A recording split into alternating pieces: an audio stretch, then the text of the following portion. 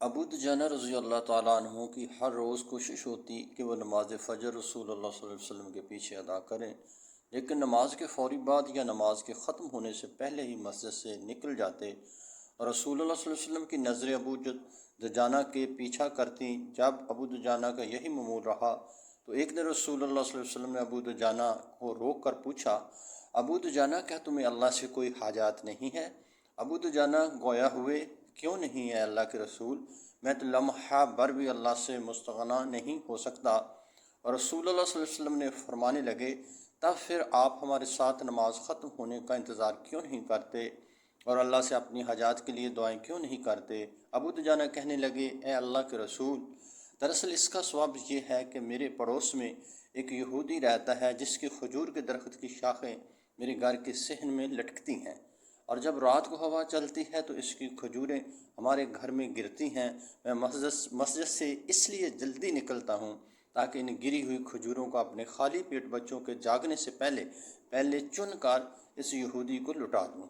مبادا وہ بچے بھوک کی شدت کی وجہ سے ان کھجوروں کو کھا نہ لیں۔ پھر ابو دجانہ قسم اٹھا کر کہنے لگے، اے اللہ کے رسول، ایک دن میں نے اپنے بیٹے کو دیکھا جو اس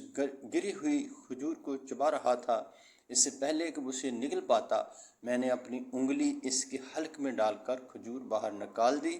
اللہ کے رسول، جب میرا بیٹا رونے لگا تو میں نے کہا،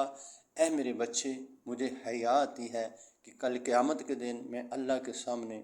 بطور چور کھڑا ہوں۔ سیدنا ابو بکر رضی اللہ تعالیٰ عنہ پاس کھڑے یہ سارا ماجرا سن رہے تھے۔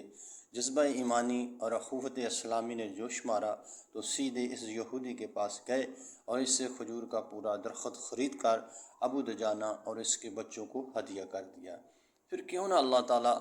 ان مقدس ہستیوں کے بارے میں یہ سند جاری کرے، اللہ ان سے راضی ہوا اور وہ اللہ سے راضی ہوئے۔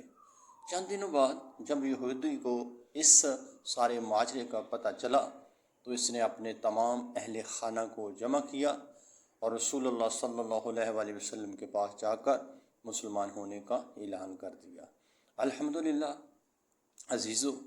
ابو دجانہ تو اس بات سے ڈر گیا تھا کہ اس کی اولاد ایک یہودی کے درخت سے کھجور کھانے سے کہیں چور نہ بن جائے، اور آج ہمارا کیا حال ہے کہ آج ہم اپنے مسلمان بھائیوں کا مال ہر ناجائز طریقے سے کھائے جا رہے ہیں اور ہمارے